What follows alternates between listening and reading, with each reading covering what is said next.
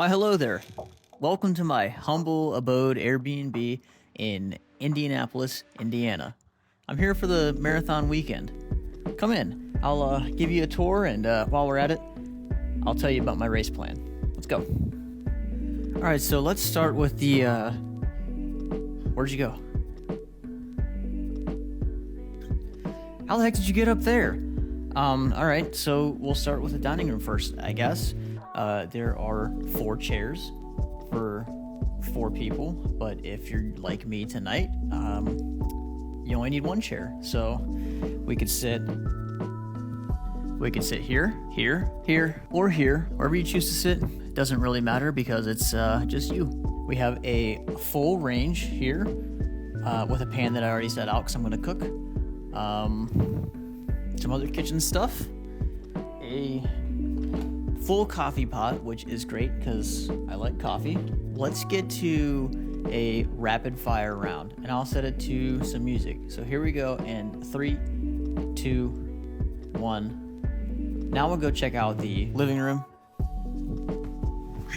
bedroom, bathroom, closet, attic, bathroom with a secret, very uneven stairs, basement equipped with washer and dryer, and to finish it off, a fully screened in back patio. Now let's head back inside and talk about the marathon plan. So we'll start with the things that I will not be wearing during the Indianapolis Marathon. As you can see, I can't. I will not be wearing my glasses for the marathon. I'm going to tuck them away in my car when I park. I just don't like wearing my glasses when I run. They're super annoying. Now, the first thing that I want to talk about is the shoes.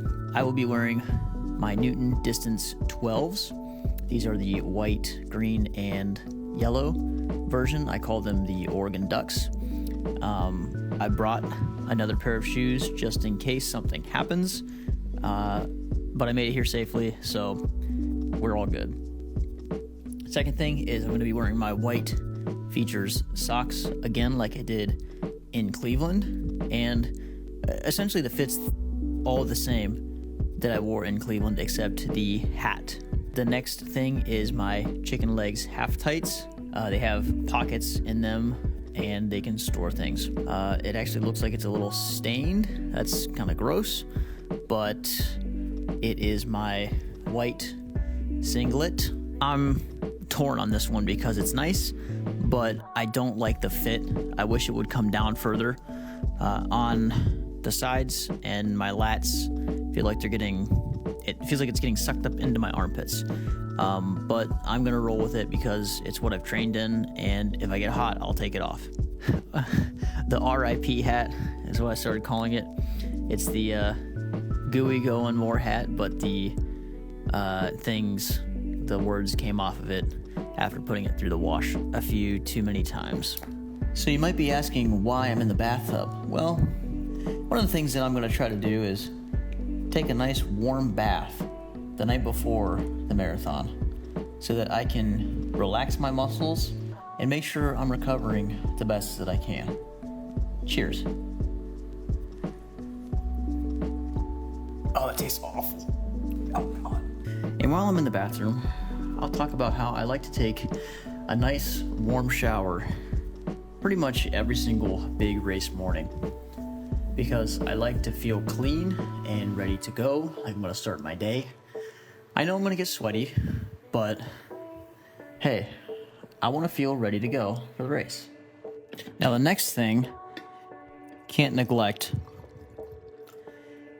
is drinking some coffee. Because, you can't be number 1 if you don't go number 2. And if you've ever ran a big race, you know that this time is important, both physically so that you can evacuate your system and get ready to run, but also mentally so that you can take the time and think through and make sure you have your entire race kit ready, that you've gone over your fueling plan and your race strategy. Just make sure you're mentally good to go for this race that you're about to do.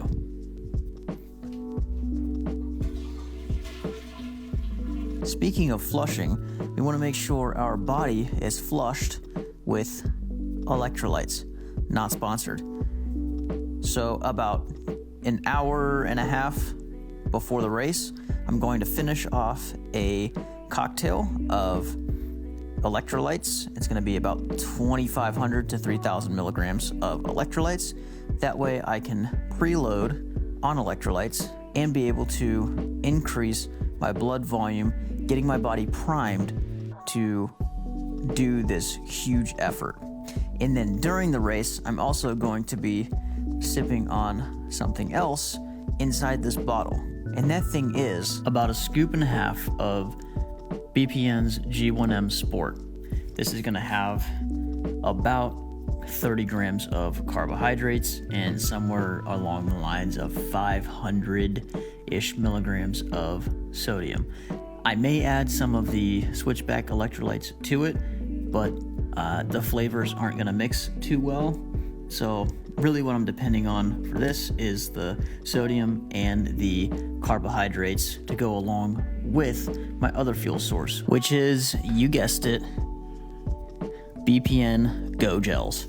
So I'm going to take one about 20 minutes before the race, and that's going to be a caffeinated one. And then I'm going to take another one every 30 to 45 minutes. And then around mile 20 or the 2.5 hour mark, I'm going to take another caffeinated one just to give me a little bit of a boost in that zone where it's going to start getting really tough. This race is a lot colder than it usually is when I run a fall marathon, just because it's so late in the year and I don't know how my stomach is going to react. This might actually be, especially with the added G1M Sport, too much for my stomach. So again, this is an experiment and I'm going to go off of what I know. And if it's too much, then I just won't take the last gel. So now let's talk about the actual running strategy. And we'll finish that back up right back here in the living room. Now the plan is to go out at about a 3:10 pace with the 3:10 pace group. All of the calculators say that I should run about a 3:07. So the first about 10 miles, I'm going to run comfortably between a 7:05 and 7:10 minute per mile. And then starting around that 10 mile mark, I'm going to start coming down maybe a second or two. And then that last 10K, I'm going to try and negative split. Now, I haven't looked too much at the race map or profile. That's something I'll do tomorrow night, which is Friday night, when all of us are together for our pasta dinner that I am hosting at the other Airbnb that I'll be staying at with Nick. We're going to go over that and figure out where there might be some hills and where the wind might be coming at us or going against our back. I will say that I am a little nervous. I feel like I've lost a little bit of fitness, but number one, I'll walk away with a PR. Number two, I'm going to have fun. And number three, I'm going to leave it all out there. So that's the plan for the 2024 CNO, whatever the race is called, Indianapolis Marathon. Tomorrow, we have a group shakeout run at 9 a.m. at Blue Collar Coffee. And, oh, I almost forgot. I got to go to Goodwill and get some throwaway clothes because this race is going to start out pretty chilly at a balmy 45 degrees, I think, 40 degrees. And the race starts at 8 o'clock a.m. So that's something different. I think that's it. All right, let's have a weekend.